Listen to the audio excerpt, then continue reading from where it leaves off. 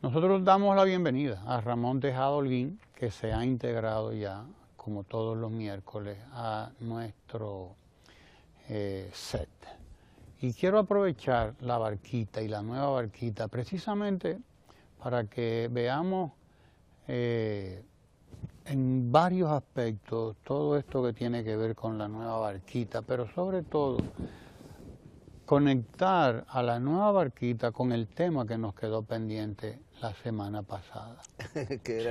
que era el pacto fiscal.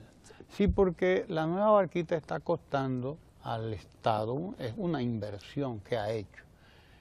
Es una inversión en dinero, pero es una inversión realmente impresionante en esfuerzo. Sí, y no solamente eso, hay un componente de la nueva barquita que hay que tomar en cuenta, que es el siguiente. Tú te imaginas el impacto, de hecho hay experiencia de los impactos que tienen, tú mover a las personas de un área vulnerable con una característica como la que tenía la barquita, a un lugar como la nueva barquita, donde son edificios, las personas van a vivir en el mismo edificio, lo que quiere decir que esas situaciones de ruido de los equipos de música, a todo lo que da a las situaciones familiares, pues hay que manejarla y hay que saberla manejar. Y resulta que precisamente otro componente de la barquita es y ha sido el trabajo social.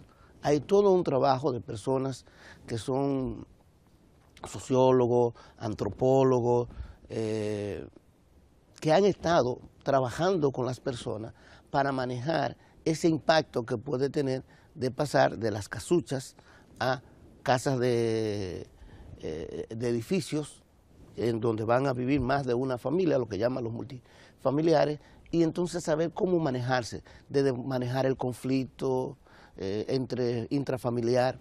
Por ejemplo, se estableció que para que el impacto fuera lo menor posible, en algunos casos, las personas, las familias que tenían determinados vecinos, pues se mudaran con esos vecinos al lado.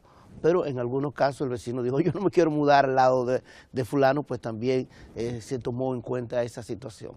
Es decir, la barquita no es solamente un asunto de casas que se mejoran, una situación de mejoramiento de un barrio, es también todo un experimento social, en donde a las personas se le entrenó, se le capacitó y se trabajó para que pudieran vivir en un nuevo entorno que ellos tienen que proteger, que ellos tienen que defender, porque obviamente quienes van a tener que crear juntas de vecinos, de cómo manejar, de cómo que no se deterioren los edificios, porque son propiedad de ellos, son ellos mismos.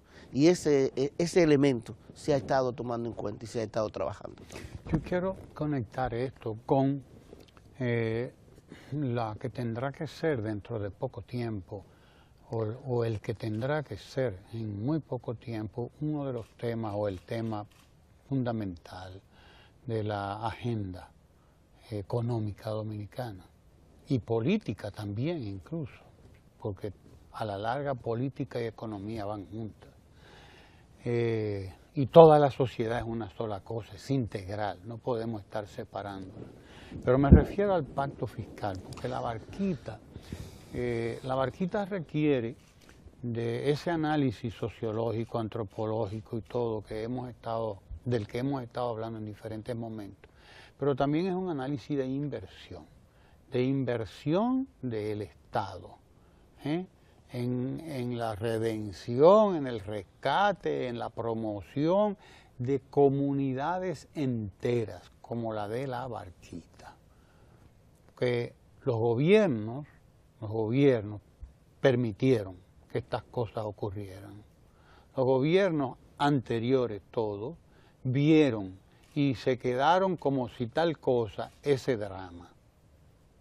Vieron ese drama. Así es. Lo vieron y se quedaron como si tal cosa, como dice la gente, pensando, eso es una inversión enorme, eso nadie lo puede resolver, déjame hacer cualquier otra cosa y ya veremos algún día qué se hace con eso. Presidente que ha tenido el valor de asumir esto y de decirle a la gente y de decirle al país, miren ustedes lo que podemos hacer con esto.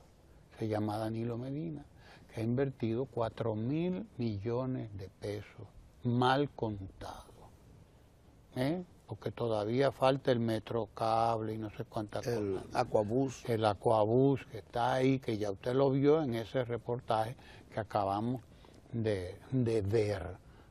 Estamos hablando de 4.000 millones de pesos que buscó el Estado, que probablemente pudo haberlos invertido en sabe Dios cuántas necesidades más que tiene el país y que tiene el propio gobierno, por lo tanto que tiene a todo el país presionándolo. La UAS pidiendo dinero, los médicos pidiendo dinero, todo el mundo pidiendo dinero, con derecho, no vamos a decir que no tienen derecho, claro. Tienen derecho, pero el problema es cómo vamos a financiar, hay que cómo vamos a financiar priorizar las inversiones. De la República Pero Dominicana. antes de eso, es bueno que también la población sepa que esto de la Nueva Barquita no es el único asentamiento de esta naturaleza que ha hecho el gobierno. Recordemos que el año pasado se inauguró Boca Cachón, claro, que también era una zona que se inundaba por pedernales, que se inundaba fruto de la crecida del lago Enriquillo, y se creó precisamente una zona igual, que además hay otros proyectos como Ciudad Juan Bosch, aquí Ciudad Juan Bosch Norte, Rito, en La Vega, y hay otros proyectos similares. Y este de Mesopotamia, Tenguerengue, exactamente, no es un elemento puntual, sino forma parte de una política que el presidente está llevando a cabo para mudar, para evitar que personas que vivan en áreas de riesgo, sobre todo riesgos de inundación y de este tipo de cosas, pues continúen viviendo en esas condiciones. No es un proyecto único, propagandístico, ya no, es efectivamente parte de una política sobre la creación de viviendas y de nuevos asentamientos que tiene el presidente. Y es un elemento modelo en América Latina.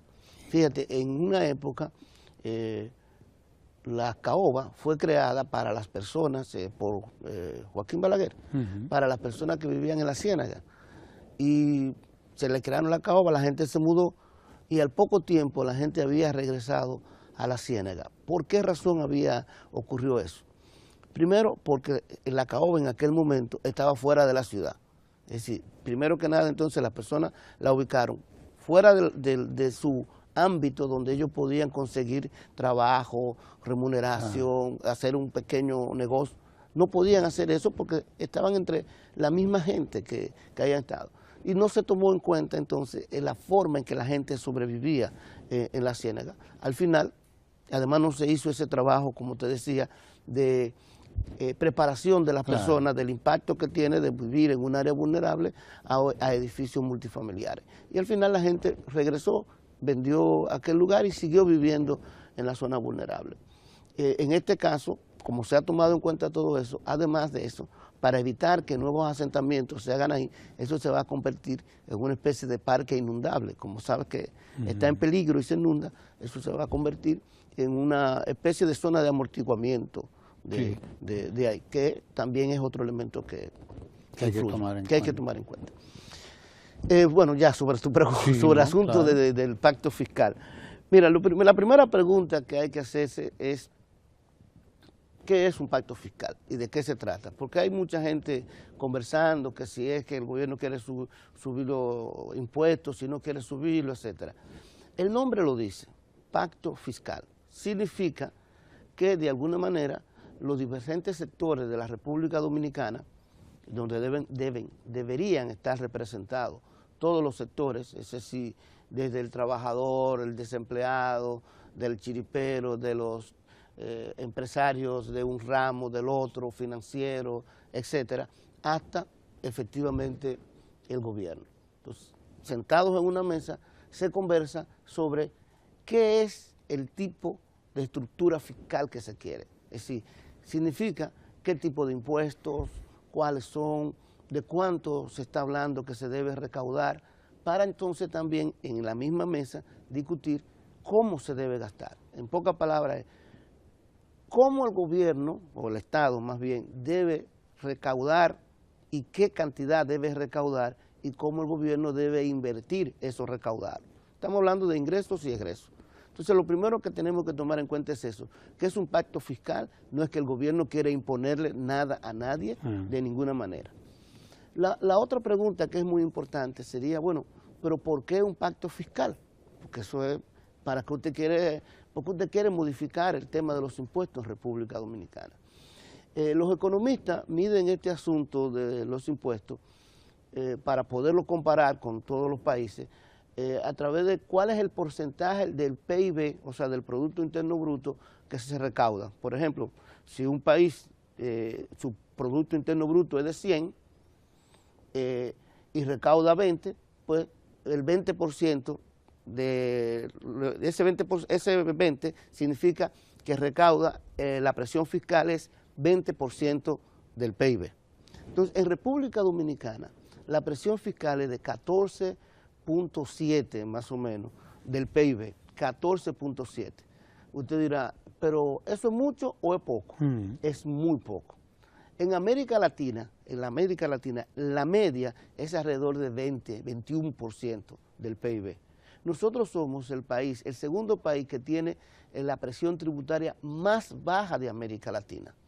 El siguiente país que la tiene más baja, el más bajo totalmente, es Guatemala, que tiene alrededor de 12 punto algo de presión del PIB como presión tributaria. 12 punto algo, o sea, el 12% del PIB es lo que recauda ese país. Los países que tienen grandes inversiones en educación, qué sé yo, por ejemplo, Canadá, Estados Unidos, Argentina, tienen una presión tributaria de entre 25 y 30%, o sea, el doble de la que nosotros tenemos. Y por eso pueden dedicar tanto dinero a salud, que a veces le dedican hasta el 5% y más, a educación, que nosotros dedicamos el 4%, ellos dedican hasta el 100%. Y en República Dominicana, ¿qué está pasando? Con esta presión del 14.7%. Está pasando que eso significa alrededor de 470 millones de pesos, más o menos, que el gobierno está recaudando. 1.000 millones. 470 mil millones de pesos, gracias por la corrección. De eso se está invirtiendo solamente en educación, para ponerle, el 60% de eso se gasta en educación, en el pago de la deuda externa, que hay una deuda que se trata de no tomar prestado, pero lamentablemente, mientras esos intereses estén ahí, hay que pagarlo. Entonces, en educación, en el pago de la deuda, en el subsidio eléctrico que se da en República Dominicana, por eso quizá con Planta Catalina mejore la inversión, y en pago de pensiones y el pago de la gente. Todo el resto, o sea, estamos hablando de un 40% queda para salud, infraestructura, inversiones, etcétera, etcétera.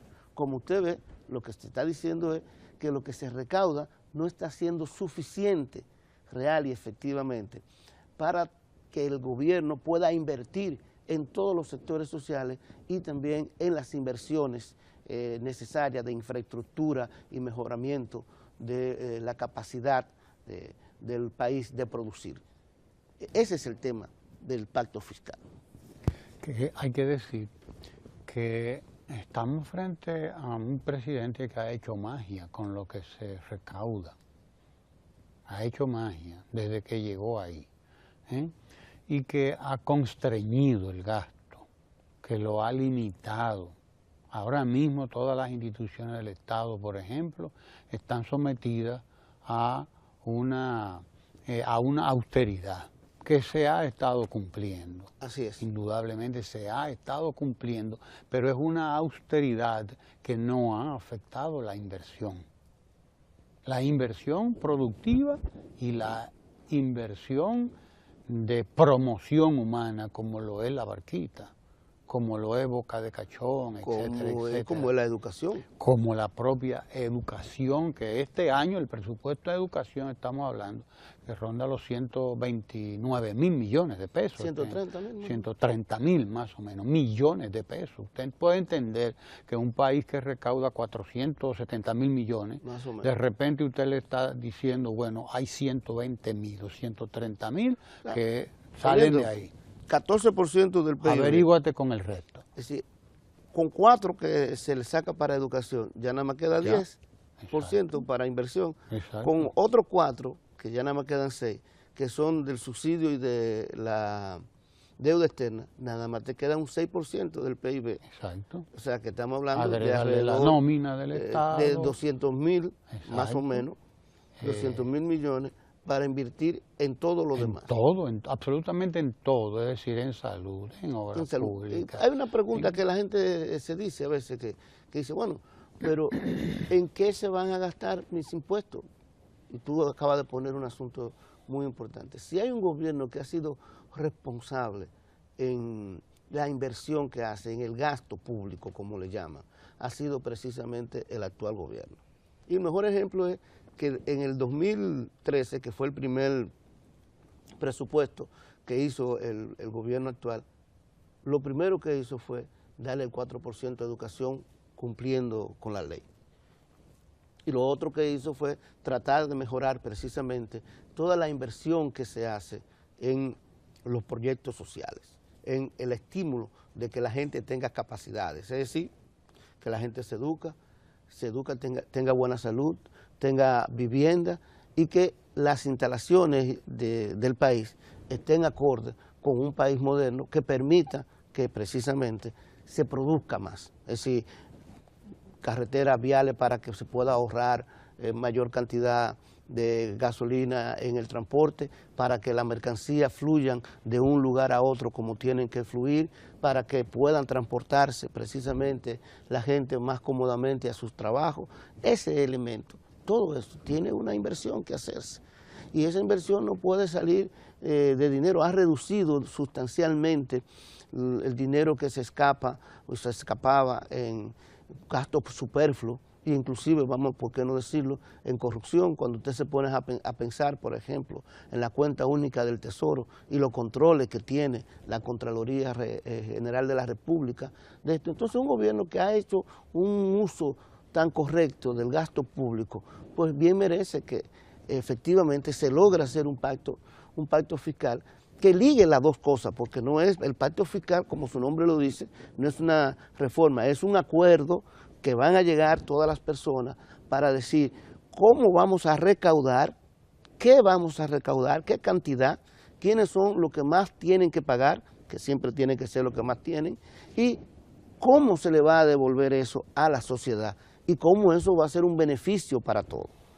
Piense, por ejemplo, que si usted tiene mejor electricidad y más barata, pues ahí ya usted le están devolviendo precisamente parte de lo que usted paga. Si usted tiene mejor educación pública y no tiene que hacer más gastos, a usted le están devolviendo. Si tiene buenos hospitales públicos a través de esta inversión, a usted le están devolviendo. Si tiene buenas carreteras, que el vehículo se deteriora menos, que ahorra más gasolina, a ustedes le están devolviendo. Si tienen un país más seguro a través del aumento de a la policía y todo lo que se requiere, a usted le están devolviendo. Es decir, ese es el sentido del pacto fiscal, por eso se ligan las dos cosas. Y además, algo muy importante que hay que señalar, no es un invento de este gobierno. Hay una ley que se llama la Ley de Estrategia Nacional de Desarrollo, que tiene más de 6 años, esa ley promulgada, y en esa ley manda ya desde hace más de 6 años, se manda a que se haga precisamente un pacto fiscal entre todos los sectores, porque la conciencia de que la situación de los ingresos gubernamentales tiene que cambiar, viene de lejos y viene de todos los sectores. El debate siempre es de dónde se va a sacar esos recursos, pero no hay ningún problema, todos estamos de acuerdo en la necesidad de que el gobierno necesita más recursos para poder invertir en la gente. Porque esa es la idea. Y que los gobiernos puedan invertir en la gente y que realmente inviertan en la gente. que realmente inviertan en la gente. Y de eso sí tiene que cuidar la sociedad. Tenemos que cuidar todos. No es de querer todos pagar cada vez menos impuestos. No. Lo que tenemos que cuidar es de que lo que pagamos nos sea devuelto. Porque, y en esto voy a detenerme un momentito, en esto que tú estabas hablando ahora, Ramón, en el sentido de que me devuelven a mí. O sea, que la gente tiende a ver las cosas así. Yo pago impuestos, pero ¿qué me lo devuelven a mí? Porque yo no lo... Sí, usted lo está viendo. Claro que usted sí. lo está sintiendo. Usted es parte de eso. No se lo devuelven en efectivo, pero el Estado se lo devuelve. Y usted tiene que exigir que se lo devuelva, además. Como tú decías, Claro. mejor energía, mejores carreteras, mejores servicios de salud. Pero que yo me educación, doy mi propia vivienda. salud, mi salud la pago yo, te dice la gente, porque la gente es analógica. Sí. El cerebro humano es analógico en este asunto. No, yo soy el que me costeo todas mis cosas. Eso cree usted, que usted es el que se costea. Claro, pero además usted necesita seguridad. Si usted es empresario, usted necesita seguridad para poder realizar su negocio. Inseguridad se le devuelve. Sí, claro. Si usted, como tú dices, paga su salud, pero usted no sabe que ese médico se pudo haber graduado en una universidad gracias a los subsidios que se dan el Estado a la educación. Pero además de eso, usted puede ir tranquilo, caminando a su clínica, trabajo, a su hogar, o a recibir ese asunto de la salud que usted dice que usted se la paga, gracias a que el Estado tiene una estructura que le da seguridad a usted para poder ir a tomar la salud o hacer la consulta que usted quiera ir y a trabajar. Es decir, prácticamente en casi todos los actos cotidianos se le está devolviendo de una manera u otra lo que usted hace y que es responsabilidad estatal. Entonces, si usted quiere mayor seguridad, sabemos que hay un problema de seguridad ciudadana, pero usted quiere mayor nivel de seguridad, eso tiene un costo que es un Estado fuerte que puede controlar sus calles y sus aceras y avenidas. Y que es la formación de una policía profesional. Y es una formación de cuerpos de seguridad profesional. Que es un tema además que viene de muy viejo. Es decir, nosotros tenemos una policía. Ahí. Sí, hay que invertir no solamente en el pago de la policía, hay que invertir en la capacitación de la policía. Hay que invertir precisamente, además de eso, en el equipamiento de la policía. Si tú imaginas una patrulla con una laptop que te puede conectar para tú de una vez chequear si la persona tiene o no antecedentes penales, etcétera. Todo eso tiene un costo. La inversión en seguridad, la inversión en mantenimiento de la carretera para que usted pueda moverse y ir manejando hacia donde usted quiere recibir la consulta, donde usted quiere recibir el servicio de salud. Sí, aunque usted pague salud, aunque usted pague educación, el gobierno le está devolviendo constantemente. E inclusive el hecho de que el gobierno dé salud y educación gratuita para la mayoría de las personas es un beneficio para usted, porque así también usted puede contratar personas, si usted es empleador, que tienen mayores capacidades y el gobierno le está proveyendo desde ese punto de vista de una mano de obra calificada. La idea del pacto fiscal descansa sobre esto, sobre cómo el gobierno o el Estado en su conjunto le va definitivamente a devolver a la sociedad en proyectos, en progreso, en desarrollo, lo que está recibiendo como impuesto. Yo quiero insistir en esta parte y hacerlo un poco como lo hacía Hostos, que analizó estas cosas también, cerebro monumental que abarcó prácticamente todo el conocimiento humano en su tiempo. Y Hostos hablaba del deber, pero hablaba del derecho. Hablaba del derecho también, ¿no? Del derecho a que paguemos impuestos. O sea, no lo veía desde el punto de vista del peso que tengo de pagar los impuestos. No. Usted lo que está haciendo es invirtiendo para la sostenibilidad de su sociedad. Exactamente. De su entorno y de su todo. Hablando a propósito de la nueva barquita. Porque, ¿qué ocurre? Que nosotros vimos degradarse esa vía fluvial que es el río, y que son dos ríos, el Ozama y el Isabela, que convergen aquí, ¿no? Una cuenca formidable, bellísima, bellísima, que los que la conocimos en los 70 y los 80 sabemos lo que era, de bella toda la cuenca, desde luego, cada vez más arriba, más bella la cuenca. Entonces nosotros vimos degradarse todo eso. Todo eso se degradó, víctima, o mejor dicho, consecuencia de un modelo económico que se implantó en la República Dominicana, porque tenemos que tener claro eso. Sí, sí. Eso es parte de la proletarización y la descampesinización, vamos a usar estos términos, que se llevó a cabo aquí en la República Dominicana en los años 60 y 70. Todo ese descuido del campo y todo lo que ocurrió con el campo, lo que hizo fue crear zonas francas y todo aquello para que la gente emigrara hacia donde, hacia la ciudad, y sigue haciéndolo hoy todavía, emigrando, pero ahora emigran ¿hacia dónde? Bueno, hacia los cruces de camino, y cada uno tiene un motoconcho, y usted encuentra en un camino ¿cuánta gente que lo que eran campesinas? Decenas de jóvenes además, decenas. Usted los ve, los cruces de camino llenos de ¿qué? De motoconchos, gente motoconchando, y gente haciendo taxi, lo que sea.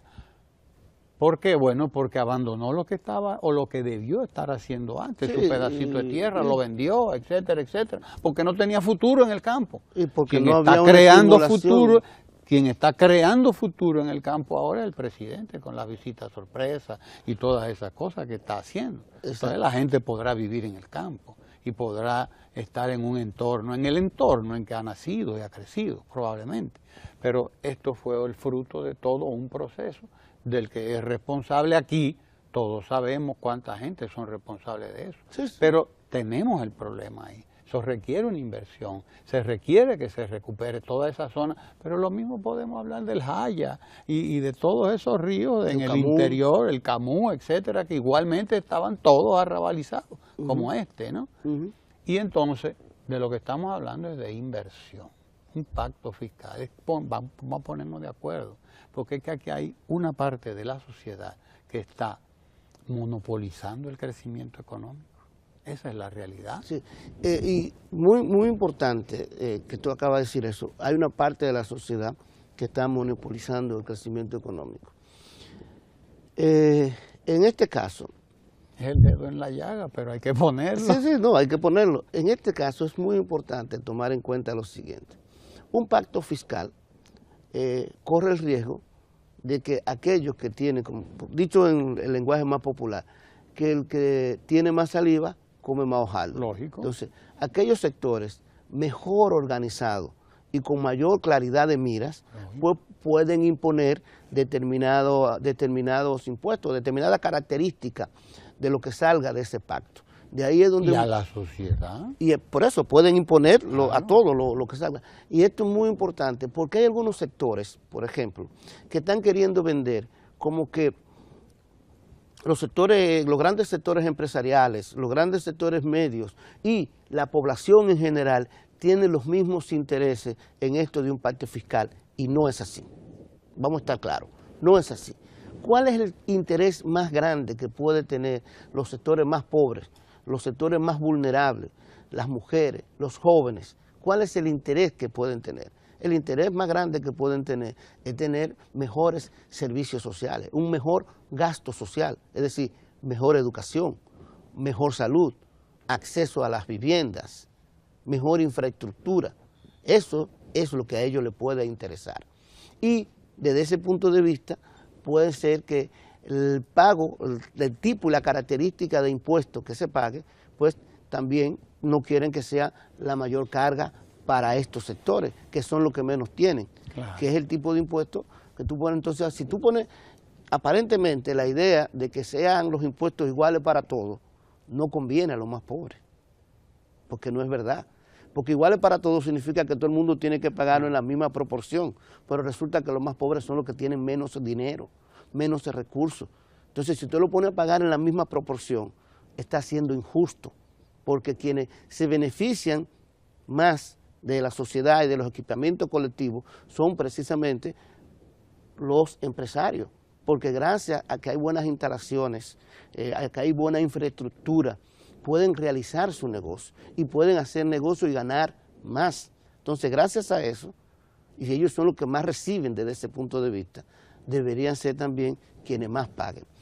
Hay que tener mucho cuidado con esas voces que hablan de que debe haber una unidad entre los más pobres y los más ricos para que los impuestos no nos afecten a todos. No es así. La gente tiene que tener claro, los más pobres, los más vulnerables, qué tipo de impuestos son los que más le convienen y sobre todo entender que lo que menos le conviene es un gobierno o un Estado pobre, que no tenga recursos. Fallido. Exactamente. ¿Cómo le llaman? O un Estado fallido. Hay que tener claro, y por eso hay que tener mucha claridad de mira y hay que prestarle atención a este tema del pacto fiscal. Que iba al razonamiento convencional que se le quiere imponer y se le impone de hecho a la gente a través de medios de comunicación. Eso desde luego no es nuevo, no es actual, eso es muy viejo. Así es. Tampoco es de un fenómeno dominicano eso, no lo es absolutamente. Se da igual en Estados Unidos que en Europa, que en cualquier lugar del mundo. El razonamiento convencional. Y dentro de ese razonamiento convencional está el de la gente que dice, pero eso carajo de la barquita, ¿por qué tengo yo que pagarlo? ¿Por qué tengo yo que pagarle a esta gente de la barquita que los muden allí en un proyecto como este que les va a entregar hoy el presidente de la República? Pues mire que sí, que usted lo mejor que hace es pagarlo. Y lo mejor que podemos hacer todo es pagarlo, porque así ellos también tienen derecho a participar del crecimiento del país, primero. Mira, tenemos que entender que una sociedad que no Además, tiene cohesión social, que no tiene solidaridad, es una sociedad que puede tender a aumentar la delincuencia, que puede tender a reducir. Exactamente. Ahí es que vamos. El punto es, esos hechos que ustedes dicen, bueno, pero ¿en qué me beneficia? Le están beneficiando. Claro que sí. Porque además de eso, están beneficiándole no solamente desde el punto de vista material, sino de crear una sociedad con mayores niveles de solidaridad, con mayor nivel de cohesión social, una sociedad más solidaria y equidad, y por lo tanto una sociedad también más segura, que le permite a usted realizar sus actividades, todas sus actividades de trabajo, de recreación y de todo, en un ambiente mucho más sano y más seguro. Que la sociedad más segura no es la sociedad que tiene más policías, digámoslo así. No es la sociedad que tiene más ejército, porque si fuera así, Estados Unidos fuera la maravilla del mundo, con un presupuesto de 500.000 millones de dólares dedicado a armamento, por ejemplo. 500.000 debe ser más, no sé por dónde andará ahora. No, es mucho más. Pero es una cosa realmente escandalosa. Escandalosa. No hay país del mundo que tenga la inversión que tiene Estados Unidos en armamento, en seguridad, digámoslo así, entre comillas, porque ellos le llaman así, seguridad. No la hay, y sin embargo, probablemente pocos países son tan inseguros ahora como Estados Unidos. Por lo menos el riesgo, el sentido del riesgo que hay de que un loco irrumpa en un lugar y haga eso, y haga lo no que solamente acaba de por hacer acciones terroristas, sino por perturbación, precisamente porque la sociedad es menos solidaria. Precisamente, o sea, solamente la solidaridad, la cohesión, la participación de la gente en la misma sociedad, en el desarrollo, en el modelo económico y social que nos demos, nos va a dar seguridad. Así es. Es eso, la mejor seguridad es la que da una sociedad cohesionada. Y una sociedad más solidaria. Solidaria. El mejor ejemplo que tú puedes poner para que la gente lo entienda es que a veces uno dice, no, pero yo, ¿por qué tengo yo que ser solidario con alguien? Piensa en el tránsito. Usted se imagina que en República Dominicana, cuando una gente va a salir, por ejemplo, de un garaje, de un parqueo, que no lo dejan pasar, ¿qué pasa? Que nadie, usted se imagina que la gente comienza a ser más solidaria en eso, porque muchas veces que yo creo que yo voy más rápido que todo el mundo, y me voy en rojo, choco. Es decir, nosotros somos uno de los países donde hay mayor nivel de accidentes automovilísticos, y es fruto de ese pensar. Usted se imagina que en ese simple acto nosotros pensemos menos en el yo y pensemos más en la solidaridad y comencemos a manejar, a ceder el paso, a permitir que quien tiene la preferencia pueda tener la preferencia, que si voy a salir de un parqueo, dejo que pase el que viene ahí, pero el otro se para y me deja salir, Claro. que repitamos las luces. Comenzamos a pensar un poco más en el otro. Se reducen los accidentes de tránsito, dejamos de ser eso. ¿Sabe la cantidad de dinero que gasta el gobierno en motoristas y en salud, en los hospitales, en las emergencias, para poder precisamente darle servicio de salud a personas que se han accidentado por esto? Y si usted logra tener mayor nivel de solidaridad y de cohesión solamente en el tránsito, usted sabe la cantidad de dinero que se ahorraría el Estado y que se ahorraría la persona. Inclusive la cantidad de dinero que se ahorrarían las familias mismas, precisamente porque hay menos accidentes. Todo porque comenzamos a ser un poco más solidarios, un poco a pensar más en el otro y menos a creer que somos nosotros los que tenemos derecho por encima de los demás. Recordar que cuando llevamos soluciones como la de la nueva barquita, estamos contribuyendo a que en el país haya menos espacio para la creación de personas violentas, socialmente violentas, propensas a la delincuencia. El hacinamiento provoca mucha violencia. Provoca frustración. Y provoca frustración en la gente. Que la gente no se prepare, no estudie. Exacto. Entonces, proyectos de esta naturaleza... Es una inversión en seguridad. Es una inversión en seguridad, así es. Indudablemente, esa es una inversión en seguridad. Pero bueno, no queremos abusar de usted, tocayo. Pero hay una cosa que sí, antes de que terminemos, hay que recuperar. El pacto fiscal no es más que parte de la reflexión sobre, como lo hemos estado diciendo, la sociedad que queremos. La sociedad que queremos. ¿Cuál es la sociedad que queremos? Es eso. Porque no estamos hablando, y nadie debe dejarse confundir cuando le hablan de reforma fiscal. No es eso que estamos hablando, no. No es de eso. El pacto fiscal es mucho más que discutir sobre los impuestos. Es discutir, es hablar, es ponernos de acuerdo sobre cómo vamos a financiar la sociedad que queremos. Exactamente. Todo. Cómo la vamos todo a financiar. La sociedad que queremos, el modelo económico y social que queremos. Así es. O sea, es de eso de lo que se trata, ¿no? De eso y por lo tanto también, como su nombre lo indica, un pacto fiscal debe ser un compromiso entre todos los sectores. Entre todos los sectores y que se vean representados todos los sectores que funcionan en la sociedad dominicana. Que podamos llenar todas las márgenes de los ríos del país. Hablamos del Camus, del Jaya, allá en San Francisco, que hay que verlo cómo está, señores. Qué sé yo, el Yaque, hablamos y aquí de los Ama, de Isabela, y de que todas las cañadas puedan en algún momento estar habitadas y habitados por seres humanos, dominicanos y dominicanas todos, con derecho a vivir. Así es. A vivir y a vivir decentemente, porque además eso necesita una sostenibilidad. No es usted tirar a la gente ahí y ya, como se hizo antes en muchas ocasiones. Ah, sí, toma, te di un apartamento, vete para allá, ok, búscatela como tú puedas. No es de eso. Y además, muchos de esos, si te pones a ver, haces un recorrido por la ciudad, lo vas a encontrar muy deteriorado, claro, porque no tienen dolientes, porque precisamente no se capacitó a las personas para entender que ese bien que está ahí es un bien colectivo y que tiene que necesariamente crear una estructura, una junta de vecinos, una asociación, como existe en los edificios de clase media y clase media alta y los edificios de mayores recursos, que se paga una cuota de mantenimiento determinada y hay una junta de vecinos, una directiva que funciona para mantener el edificio totalmente en buenas condiciones. En buenas condiciones. Ese tipo de situación también se está dando en la Barquita y se dio ese entrenamiento, porque hay que entender que es un bien que ya no es un bien público, no es un regalo, es algo que usted tiene que proteger, defender.